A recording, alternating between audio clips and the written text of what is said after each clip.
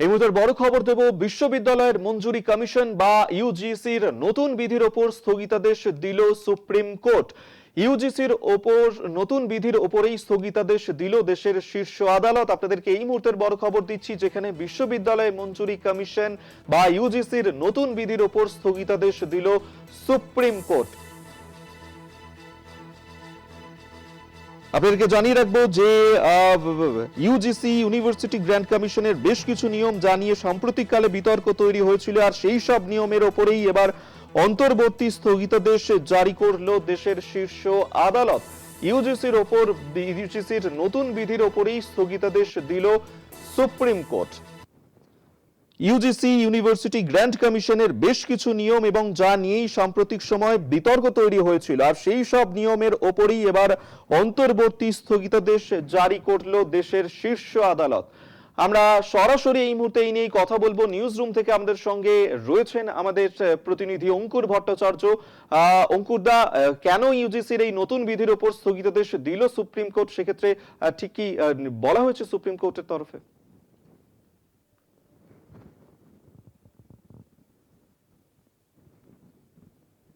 যে শিক্ষার্থী, বিশ্ববিদ্যালয়ের শিক্ষার্থী যিনি পিএইচডি পথে ছিলেন, এবং সেই সময় তার যে সুইসাইড নোট ছিল সেখানে একাধিক অভিযোগ ছিল সিস্টেমের বিরুদ্ধে, যে তিনি শুধুমাত্র একটি ভিন্ন রাজনৈতিক মতাদর্শ এবং তার পাশাপাশি তার যে কাস্ট, সেই কাস্টের কারণেই তাকে যাবতীয়ভাবে বিভিন্ন বৈষম্য কারণে তার বিভিন্ন সমস্যার মধ্যে তাকে পড়তে হয়, এবং তিনি সামনে কোনো রাস্তা খোলা দেখতে পাননি, সেই কারণে তিনি সুইসাইড করেছিলেন এমনটাই বলা ছিল। তারপরে এই বিষয় নিয়ে দীর্ঘদিন ধরে 2016 থেকে আজকে বুঝে নাও 2026, এই 10 বছরে প্রচুর জনস্বার্থ মামলা হয়েছে। সেখানে তার যে কাস্ট সার্টিফিকেট সেটাই আসল না জাল তা নিয়েও প্রশ্ন উঠেছে, তার মাকেও তলব করা হয়েছিল।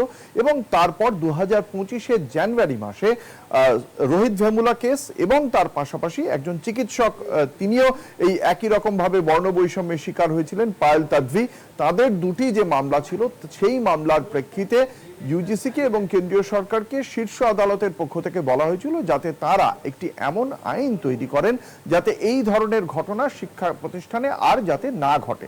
এবং তার প্রেক্ষিতেই 2025 ফেব্রুয়ারিতেই কেন্দ্রীয় সরকারের পক্ষ থেকে বলা হয়েছিল যে তারা খসড়া তৈরি করছেন।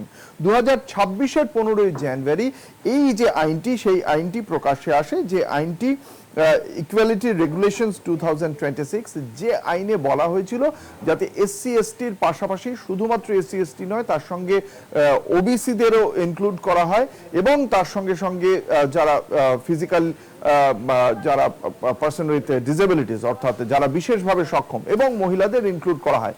এদের জন্য প্রত্যেকটি এই ধরনের বিশ্ববিদ্যালয়ে একটি বিশেষ সেল গঠন করা হবে। সেই কমিটি 24/7 কাজ করবে, এবং তারা কি করবে, তারা দেখবে এসসি এসটি ওবিসি মহিলা এবং পার্সন উইথ ডিসেবিলিটিস এদের বিরুদ্ধে কোনো প্রকার অন্যায় হচ্ছে কিনা, তাদের কাছ থেকে কোনো অভিযোগ আসলে তার প্রতিকার করা, সেখানে ন্যায় বিচার দেওয়া, এই কাজগুলি তাদের করার কথা ছিল।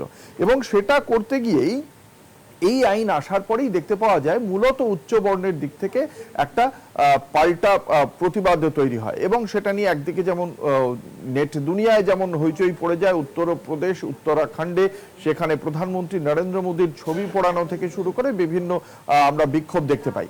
তারপরেই যেটা বলা হয়েছিল এই উচ্চবর্ণের পক্ষ থেকে, যে তারা মনে করছেন এই আইনটা যদি লাগু হয়ে যায়, বলবৎ হয়ে যায়, তাহলে সেক্ষেত্রে তাদের এই আইনটার সাহায্যে অপব্যবহার করে উচ্চবর্ণের যারা ছাত্ররা রয়েছে, পড়ুয়ারা রয়েছে, তাদের ওপর বিভিন্নভাবে হেনস্থা করা হবে, তাদের হয়রানি করা হবে।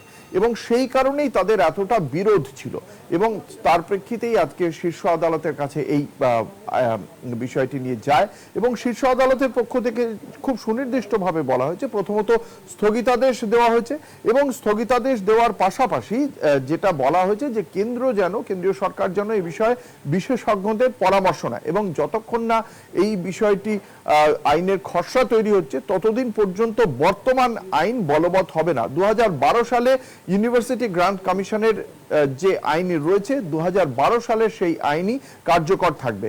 এবং এই মামলার পরবর্তী শুনানি রয়েছে আগামী 19 মার্চ। এবং এই কেন এই বিষয়টি হয়েছিল, যে নতুন নিয়মের ক্ষেত্রে বলা হয়েছিল বৈষম্যের অভিযোগ গ্রহণ, সচেতনতা বৃদ্ধি, বৈচিত্র্যের প্রচার এবং এর জন্য একটা ইকুইটি কমিটি গঠন করা হয়েছিল এবং সেখানেও কিন্তু উচ্চবর্ণের যে পড়ুয়ারা তাদের অভিযোগ বা তাদের প্রতিনিধিদের অভিযোগ যে এই যে কমিটিটা গঠন করা হয়েছিল ইকুইটি কমিটি, সেই ইকুইটি কমিটিতে কেন রাখা হলো না, তাহলে উচ্চবর্ণের প্রতিনিধিত্ব কেন থাকলো না, সেটা নিয়েও তারা প্রশ্ন তুলেছে।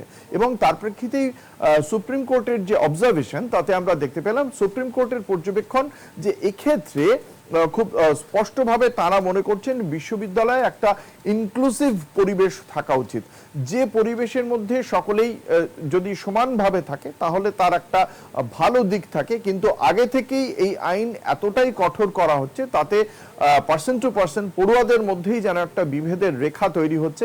এটাকে নতুন করে কিভাবে ভাবা যায় যাতে একটা ইনক্লুসিভ পরিবেশ গড়ে ওঠে শিক্ষা প্রতিষ্ঠানে, সেই বিষয়টির জন্য কেন্দ্রীয় সরকারকে বিশেষজ্ঞদের পরামর্শ নিতেও বলেছে শীর্ষ আদালত। অভিক, ধন্যবাদ অঙ্কুর দা। এতক্ষণ সরাসরি আমাদের সঙ্গে নিউজ রুম থেকে ছিলেন আমাদের প্রতিনিধি অঙ্কুর ভট্টাচার্য। অর্থাৎ বিশ্ববিদ্যালয় মঞ্জুরি কমিশন বা ইউজিসির নতুন বিধির উপরে স্থগিতাদেশ দিয়েছে দেশের শীর্ষ আদালত এবং সেক্ষেত্রে সুপ্রিম কোর্টের যে বক্তব্য যে নতুন আইনের অপব্যবহার হতে পারে, কেন্দ্রকে এর জন্য বিশেষজ্ঞদের পরামর্শ নিতে বলা হয়েছে এবং কেন্দ্রকে নতুন করে আইনের খসড়া তৈরি করতে বলা হয়েছে। ততদিন পর্যন্ত আইন কার্যকর হবে না। মামলার পরবর্তী শুনানি 19 মার্চ। সারা দেশের বিশ্ববিদ্যালয় এবং কলেজগুলির শিক্ষা ব্যবস্থায় নতুন আইন চালু করে ইউজিসি।